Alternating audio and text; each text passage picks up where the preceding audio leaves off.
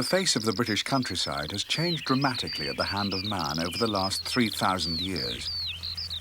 Once, half of the country was covered in vast forests of oak, birch and pine.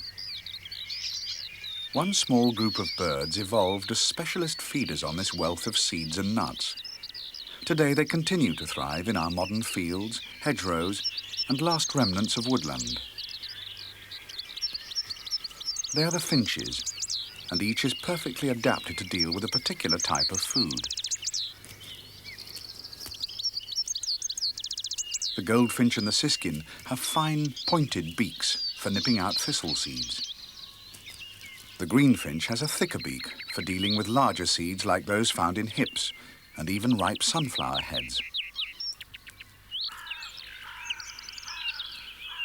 The bullfinch specialises in nipping out the developing flower buds of fruit trees, while the strange beak of the crossbill is uniquely adapted to winkle out seeds from deep within fir cones.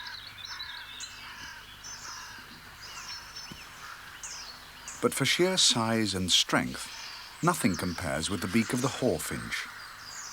It's the most impressive of a group of birds that demonstrate real bill power.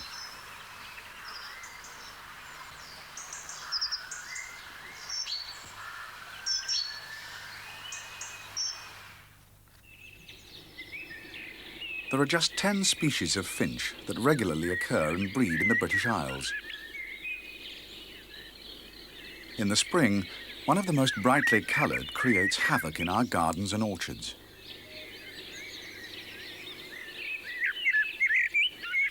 The bullfinch feeds extensively on the flower buds of fruit trees, such as the apple, plum and pear. Every flower that's eaten is a fruit lost.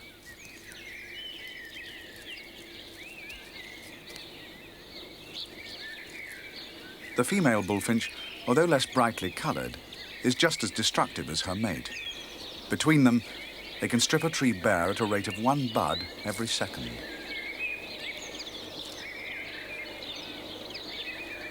Bullfinches can be a serious problem for fruit growers. Large numbers have been shot or poisoned quite legally in an effort to control their numbers. Some fruit growers are licensed to use decoy traps to reduce the ravenous flocks of bullfinches.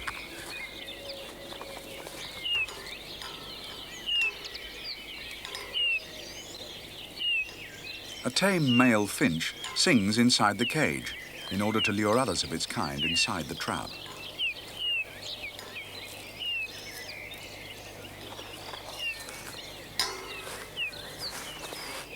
In recent years, however, it's become less necessary for man to reduce bullfinch numbers. Sparrowhawks find these finches easy prey among the bare branches of the orchard. Sparrowhawks were wiped out in many parts of the British Isles, a direct result of the use of pesticides such as DDT by farmers. These chemicals are no longer in use, and in recent years there has been a sharp increase in the numbers of sparrowhawks. They're so effective in controlling the bullfinches that in many parts of Britain it's no longer necessary to shoot or trap them.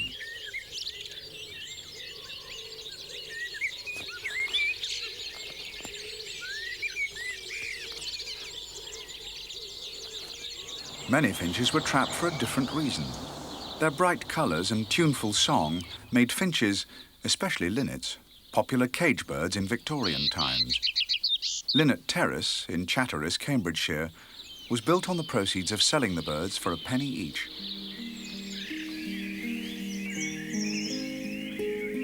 Finches are found in a variety of habitats from woodland to gardens. With the arrival of spring, their familiar songs fill the air as they set about finding a mate.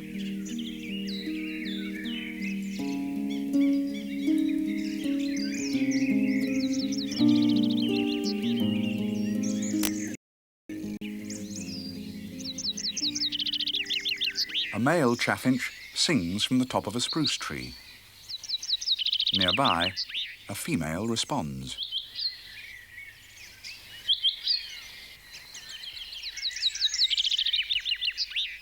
This submissive posture is a prelude to mating.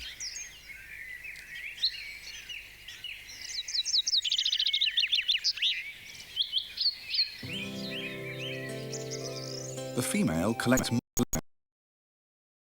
The main structure is made from both moss and dry grass. Once the shape is complete, she collects spiders' webs to bind the material together. She constantly settles down in the nest to form the cup. Then more sticky silk web is smeared on the sides before the lining of horsehair and feathers.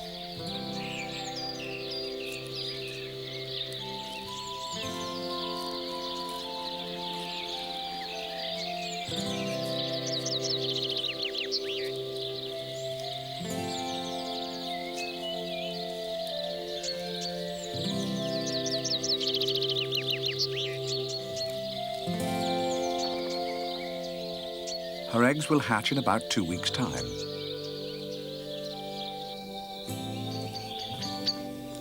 May is a hectic time for the birds. These Hawfinches are busy feeding their newly hatched chicks.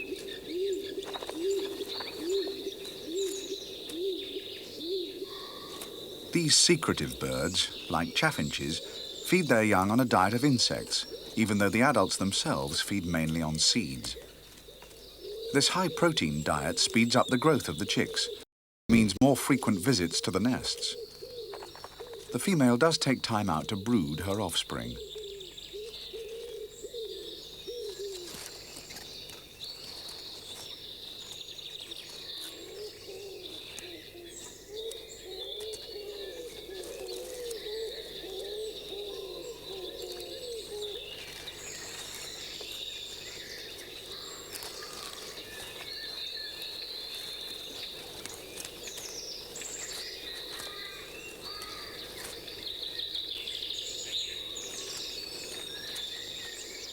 The hedgerows around the house provide a home for a family of goldfinches.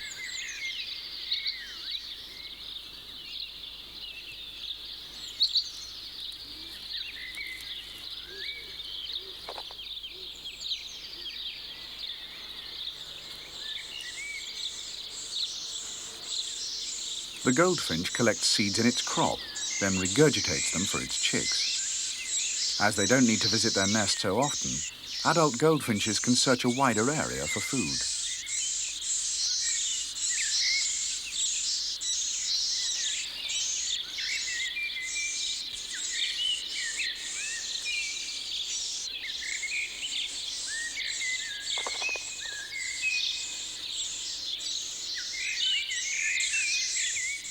The garden is full of nesting finches. The bullfinch is rearing its young among the prickly stems of a dog rose.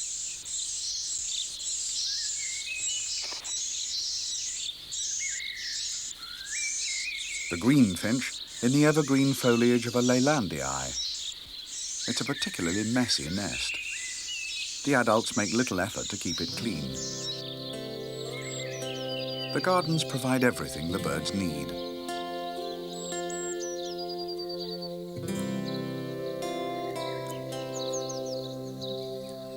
A pond presents them with the ideal bathing place.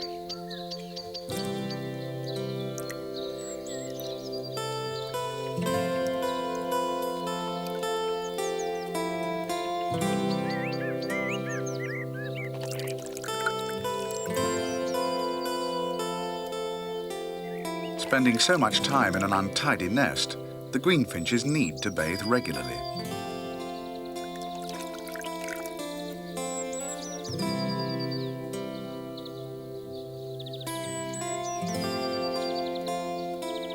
Like many seed-eating birds, finches also need to drink large quantities of water.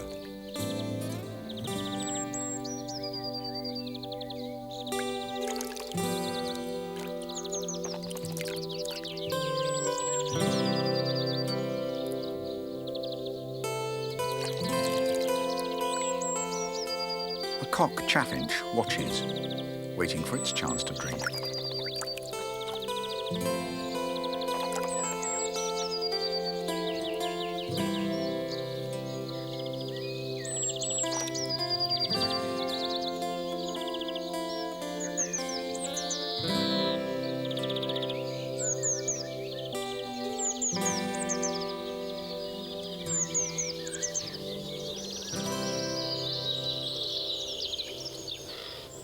In the orchard, the chaffinch eggs have hatched.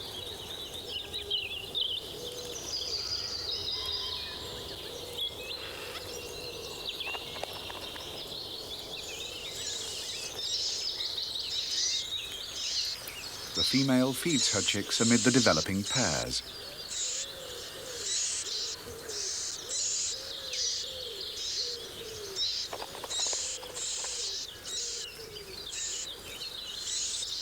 Her mate brings the chicks insects and shares them out equally among the chicks.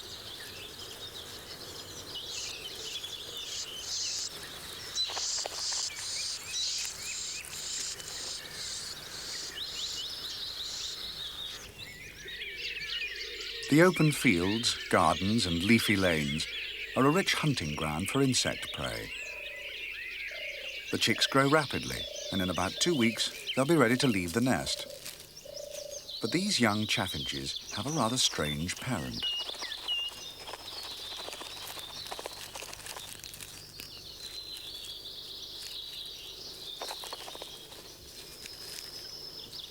Albinos and partial albinos have been regularly reported among finches, especially chaffinches, as they're the most common species.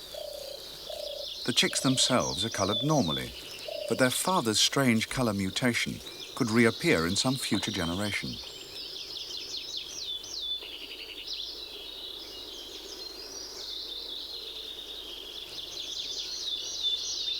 The parents of the chicks in the pear tree are still hunting for insects. Their young are fully fledged now and ready to leave the nest. The adults will continue to feed them for the next few weeks until they become independent.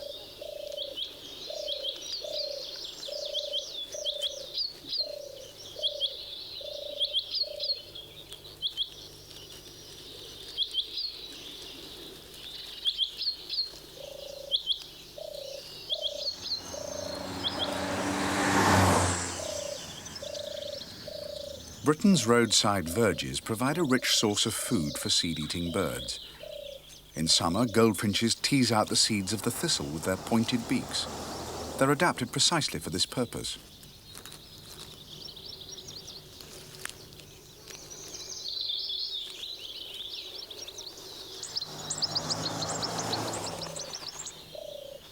The chicks follow their parents and beg for food.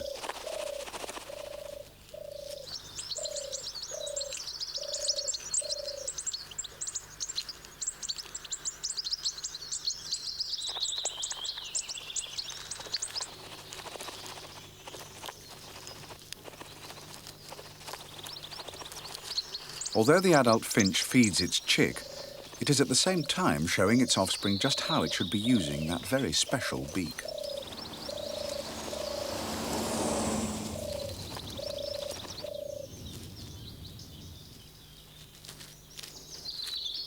It's not long before the chick learns its first and very important lesson in life and begins to search for seeds itself.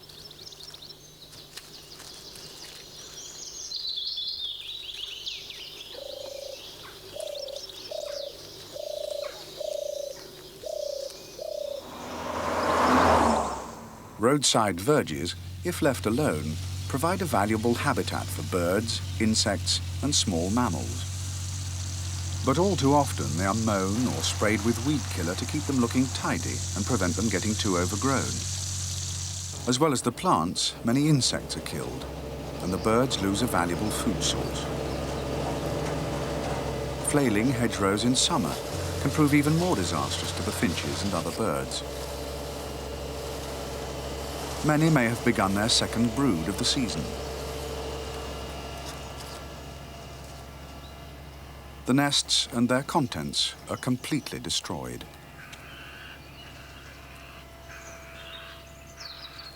Finches also have to contend with many natural enemies. Magpies have increased in numbers dramatically recently. They're notorious egg thieves and pose a serious threat to finches and other songbirds.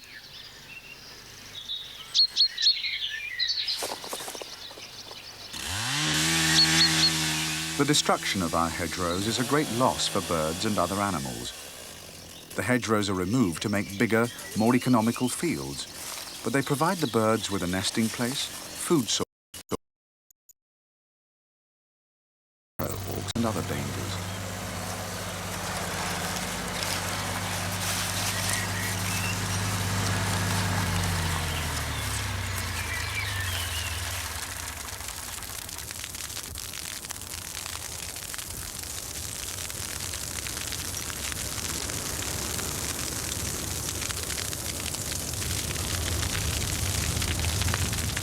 But there are some recent farming practices that actually benefit the birds. Schemes can provide the finches with fields of wild flowers such as poppies. In late summer, such fields will produce large amounts of seed of different plants.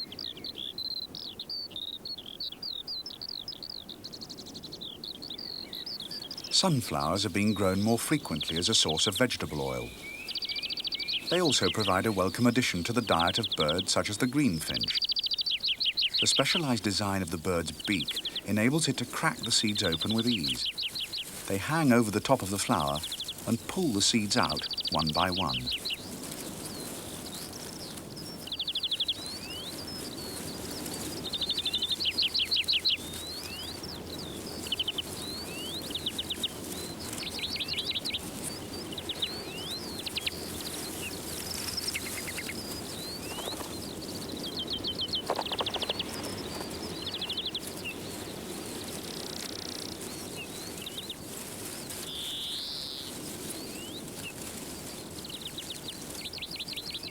By late summer, most of the birds have finished nesting and are beginning to lay down reserves of fat for the winter.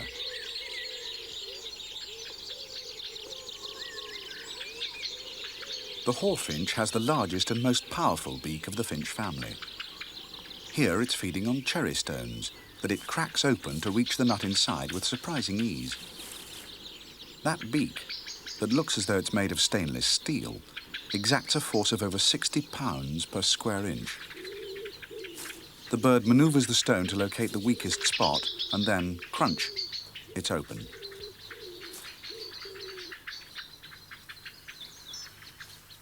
Autumn brings a bounty of fruits and berries in the woodland and garden.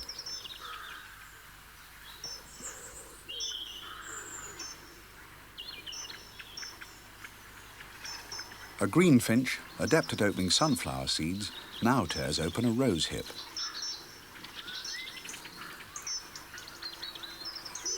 Each seed is carefully manipulated, cracked, and its contents swallowed.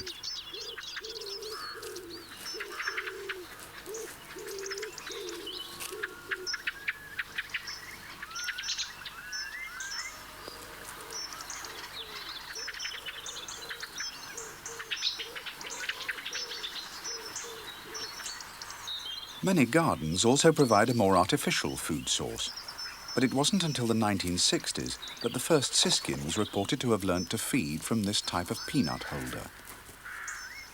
The birds learnt fast. Now this is a common sight. The red nutbags may resemble one of their favourite natural foods, fir cones.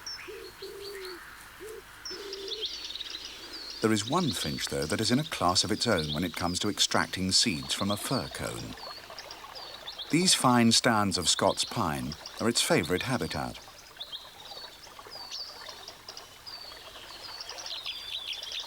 The crossbill is aptly named. It's unique in that instead of the fine points of its beak meeting and acting like a pair of tweezers, its upper part of the beak actually crosses over to one side of its lower one. This strange design equips it perfectly for reaching deep inside a fir cone and pulling out a seed. Countless generations of birds trying to deal with this particular food source have resulted in the perfect design.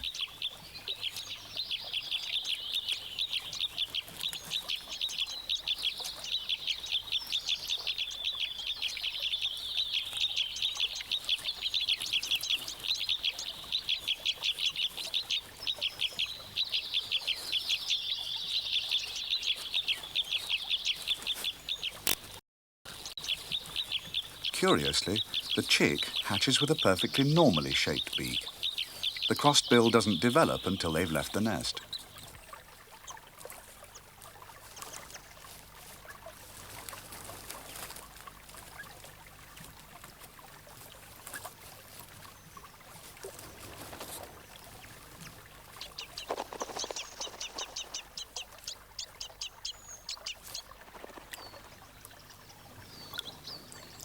A diet that consists entirely of dry pine kernels requires a lot of water, and the birds regularly visit small pools of water on the forest floor to take a drink.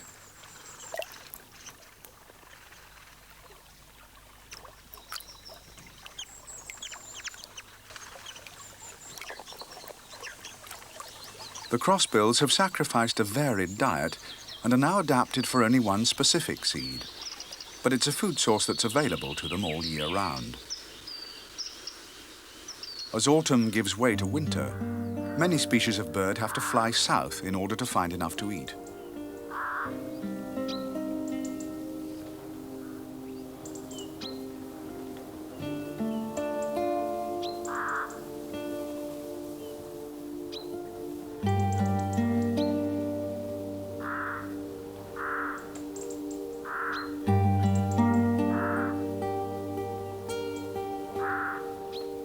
Chaffinches survive by being opportunists, feeding on a whole variety of nuts and seeds.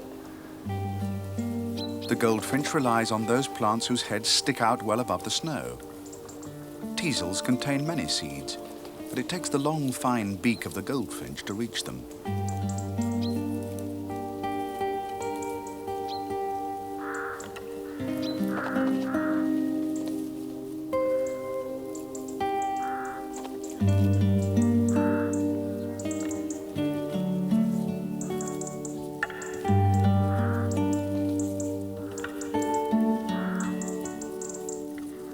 Dock is a favourite food of bullfinches. Their seed heads stand 3 or 4 feet above the ground and provide a readily available meal during the winter. Docks and teasels grow in profusion along our roadsides. If these were left rather than being sprayed or mown, then many birds that are destined to die of starvation would have a better chance of survival.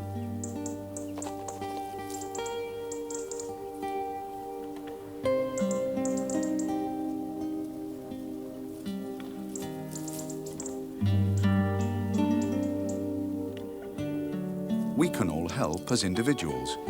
A bird table not only helps the bird through the leanest time of year, but also provides us with an easy way of observing them at close quarters.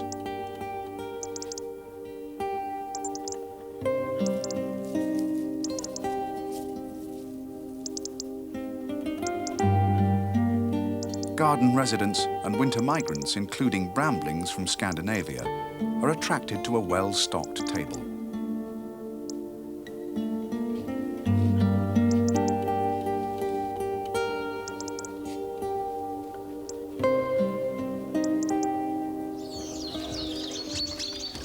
Today, many species of finches are kept quite legally as cage birds by specialist enthusiasts. The birds are bred selectively for bright colours and immaculate plumage, but it's hard to imagine how you could improve on the appearance of the original.